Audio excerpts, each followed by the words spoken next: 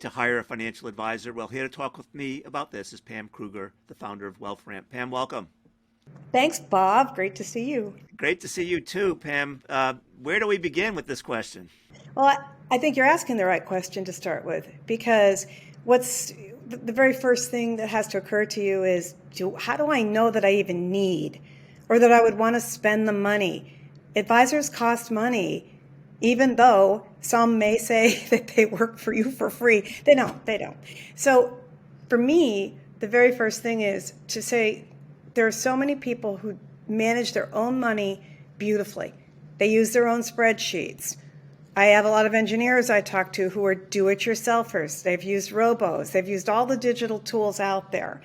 But Bob, sometimes people get to a point, and they pretty much know when they've arrived, where they say, my life has become more complex. My situation with my family is layered. And now I've got college kids. I've got aging parents. I've got my spouse. And so it's not all about me managing my investments. It's about wanting to collaborate to make sure that we have some fresh eyes, expertise to either guide us or at least work with us to go into the next phase of our lives. And so I think that people get to a point, many people get to a point, I should say, really, where they say, yeah, I think that I want help. Now the question is, when you decide you do want help, that's the tough part.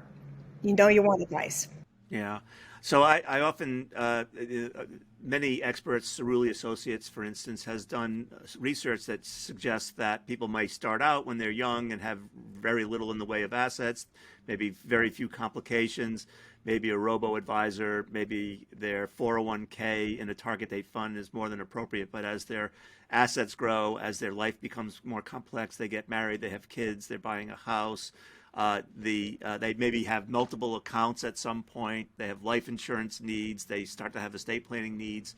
It becomes very difficult for someone to do all that themselves. And like you said, as one's life becomes more complicated, the need for an advisor becomes all the greater. And I often like to think, Pam, that although there is a cost with an advisor, the cost of making mistakes probably far outweighs the cost of what it would take to retain an advisor, especially even a good one.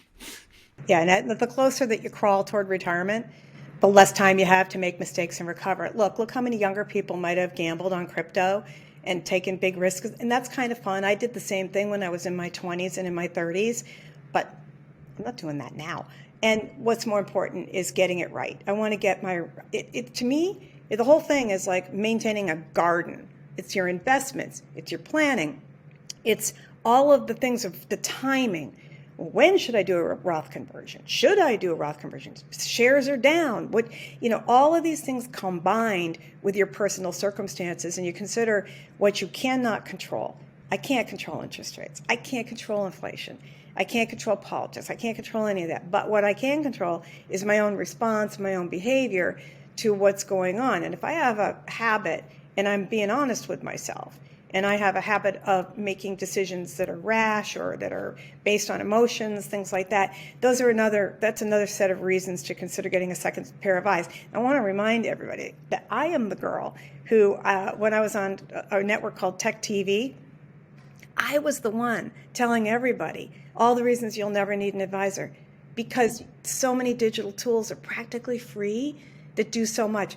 But now, my older self, I know now, because so many of our viewers came to me and said, Pam, I went to my employer. I figured, because they have a financial wellness program, that I could tap into some really good financial planning and advice for my family privately, off-site, just personally. No, your employer is not a financial advisor. So then you have to say, where do I go? And one more thing that I'll bring up in the conversation about how do you know you need an advisor is the fiduciary aspect of it. We all are hearing that there is a difference between an advisor who's held legally to the fiduciary standard versus advisors who are not. So why would you choose an advisor who is not legally held to a higher standard that's in your best interest? So the acid test isn't asking, Bob, you're my advisor, are you fiduciary? Because what are you going to say? You're going to say, I am in a fiduciary mood, damn it. I am a fiduciary. You can say anything you want. What I want to know is, put it in writing, please. I want to know that legally you are held by the SEC to that standard, or the state. I want to see it. And if they won't put it in writing, that doesn't count. So you mentioned working with a fiduciary. As we know, just from a definitional perspective, the folks who are registered investment advisors and regulated by the SEC, the Securities and Exchange Commission, or by their state securities division, are obligated to be fiduciaries, act in the client's best interest. What about advisors who may not be RIAs? The same applies to them, that you would want in writing from them that they are going to act in your best interest as a fiduciary? Well, if they're not regulated by the state or by the SEC, then they're not held to the fiduciary standard legally. Now, you can go to the business model of a sales model, which is a brokerage firm or an insurance company, and you can walk in the door and get who you get and ask for advice. And you know what, Bob, I'm going to tell you something. A lot of people will say, well, why not? Anything's better than nothing. Any advice is better than nothing. No, you're wrong. You're really wrong. The advisor can really be harmful and not helpful. So it does matter. So why would I choose if I have a choice? But the hard part is, how do you find the independent advisors who are held to the SEC or state's true legal definition of the fiduciary standard? That's the tricky part. So how do you find one? Well, I'm glad you asked. I mean, the reason that I created WealthRamp, I didn't do it because I wanted to. I did it because our viewers I had a program called Money Track that was on 255 PBS stations. Our viewers kept saying to me, Pam, you're not helping me. You're telling me not to get an advisor or to be careful or wary. And I've gone to NAPFA, and I've gone to CFP, and I've gone to these different sites, and it's just a big, long list of advisors. How do I know that these independent fiduciary advisors are A, competent, and B, that they're going to fit my circumstances? So that's why I created WealthRamp, so that I do the screening. And I've curated a network, my network. I'm willing to put my name on it. I'm willing to stand up and say, yes, I'm going to be accountable. I'm going to give you referrals. And when you come to WealthRamp and you get matched with an advisor and you flow through it, I don't share your information with anybody, least of all the advisors. So you get to be the one. It's like Bumble, the dating site where the girl gets to pick the guy. It's a one-way mirror. That's what I do. So I let you see the advisors, and then you decide to reach out to the advisors once you've been matched. You're matched based on my screening. Not only screening the advisors for their background and vetting them, but screening them for you, Bob, so that you're getting the right advisor. So that if you're somebody who has a child on the autism spectrum, you have to have an advisor who understands special needs trusts. Or if you're someone who works at a startup, you might have RSUs, or you might have, different types of stock awards. Those are complicated animals that require a certain type of advisor. So that's why I created WealthRamp, because there was nothing out there except lead generator sales engines that grab your information and then sell it to insurance agents and do other things like that are not exactly what I would want to do in terms of giving you a referral for an advisor. It's interesting, Pam, when I think about something that you just mentioned a second ago, competency. It's an issue that the financial planning, financial advice industry profession has had for a long time. How does an advisor sort of portray competency? And oftentimes it becomes a matter of showing someone what their investment returns are. But as you've just described, it goes beyond that. It goes to, do I understand RSUs? Do I understand a special needs trust? Do I understand college planning? Right? It's not just investment returns. If you start showing me your investment returns and you're an advisor trying to get on my platform, if you lead with that to me right there is not an advisor who fits, because it's holistic. I have to be able to understand what software they're using for their planning. I have to see what kind of client retention rate they have. I have to see the team, that there's a deep bench. I have to see that there's energy. I have going into the practice. I have to see there's a succession plan. There's a multitude of things that have to happen before I can give an A to an advisor. And I'm not going to lie, I'm a jerk about it because my life depends on it. If I don't do a great job at vetting these advisors for you to make sure I can make an individual match, then my business doesn't succeed. So you mentioned some of the criteria that you use to select an advisor. How important is it that they have a designation or a certification?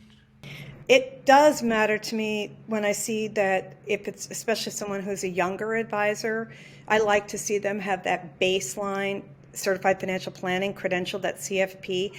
But Bob, I have advisors who have been in institutional money management, managing billions in pension money, and they've worked on the most complex tax and estate planning for family offices.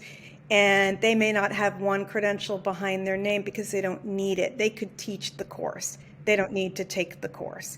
And then there are other credentials that really matter to me.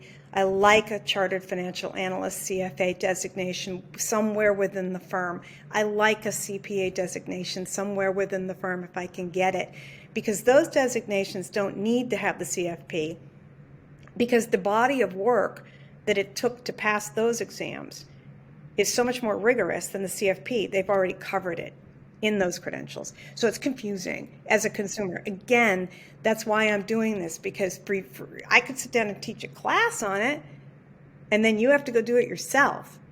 But that's what you want to look at holistically. Who is this advisor? Who is this firm? What's their culture? What's their backstory? And they cannot take any placement fees on things like alternative investments. We've had a lot of interest from high net worth users who've come in, or prospects who've come in and said, hey, Pam, I think that I want to get away from the stock market. Well, I can understand why. And I want to do something other than just the money I have in cash and treasuries and so forth. I want to look at alternatives. Well, the advisors who specialize in alternatives, I need to be able to know that any private real estate or private equity or anything, they're not getting paid on the back end, or they cannot be on my platform, because then I can't trust that they're really advising you. It feels more like, they're going to benefit if they sell this to you. So I can't have that. What about, we know that financial advice can be a really complicated business and profession. What about years of experience? Oftentimes certifications, for instance, require 3 or 5 years of experience before you can even apply for a designation. How important a factor is that for you? Experience matters greatly in the context of the advisor and who the advisor's clients are. So some of my favorite younger financial planners, they're only in their mid-30s. So they've got 7 years experience, but they've gotten that experience doing things really, really well. Maybe they work, a couple of them that I can think of that work for much larger registered investment advisory firms, doing tax and laying their hands on the real planning, and then they start their own firm. And I love that. But experience really counts. And they have the CFP designation, but they're not like newly minted right off the truck. I just got my CFP, I'm setting up shop. They need to have that experience because, Bob, people are coming to me and they're expecting that they're going to have experience. So also in this day and age, there's a lot of consolidation that's taking place among RIAs, and there are now many big firms that are out there. Do you distinguish between firms with great big bench strength and solo practitioners, or sort of mini ensemble firms? I have a bias away from the big firms. It sounds like safety in numbers. It sounds good that they manage 10 billion. It's not that I don't like them. It's that, think about it. By the time they're that big, down to the individual client level, have they perhaps become a little too cookie cutter? Are they taking strategies that are from their own internal team and saying, you advisor have to follow this recipe because you can't think for yourself? So there are many arguments to why I almost prefer an advisory firm that's mid-sized, that has that nice deep bench, but has the flexibility to say, I sit down with each and every client and I am the decision maker. I sit with my team but we decide how to wrap our services to best fit that client, and I have the ability to be flexible. So think of it as the bigger they get, a little bit more rigid they become. Not in all cases, but that's kind of a generalization. The other aspect to getting bigger is I find the advisors are at the bigger, big firms are not, let me say it this way, personality wise, maybe humble. I'm looking for humility. I don't want some advisor who's with some highfalutin firm that's going to say to the client, well, I will let you bask in the glow of my expertise, because clients are coming to me, Bob, to get away from that stuff. They want to be able to collaborate. They don't want to be talked down to. So that's one of my big vetting criteria. In fact, I've even rejected some firms that everybody would say, you're crazy, Pam, they're great. Well, yeah, until they start talking to the client, and then they have a little bit of the holier than thou, it's not going to work. So in some cases at a mid-sized firm, small firm, the need to have income tax knowledge, risk management knowledge, estate planning knowledge, right, retirement benefit, employee benefit knowledge is great. They may not have that in-house, but do you look to see if they don't have it in-house, whether there's a team that they sort of have access to that can provide those services? Yeah, great question. I've got a solo practitioner in Oklahoma, for example, who's got 25 years of experience with the most sophisticated money management, and he is a CFA, and he knows that because he wants to stay independent and solo, he has to build an external team around him. So he has a CPA. Now, if you have your own CPA and you want Eric to work with your CPA or any advisor, they will. But if you're looking for a CPA and it's a small advisory firm and he's not a CPA or she, then it's good for them to have that external team. That deep bench can be internal or it can be external. But some people are going to feel more comfortable knowing that they've got everything in-house. Other clients come to me and they say, no, maybe they could be more flexible on their fees and more nimble and more responsive if it's just Bob Powell and maybe one or two assistants, as long as Bob Powell has that external team. Well, Pam, we've covered a lot of ground, and I know we have 2 more videos to do in our 3-part series here. Anything we missed here, or anything that just bears reemphasizing? I think the only thing I want to emphasize, and we'll probably say it again in the next 2 videos, is how important it is and how thoughtful you need to be about making this decision. Think about it. Just take your time, slow down. If you're really serious about getting advice for the rest of your life and it's your life savings, consider the source and really making sure that that advisor has been properly vetted. I would rather have you just go really slowly than just rush into it.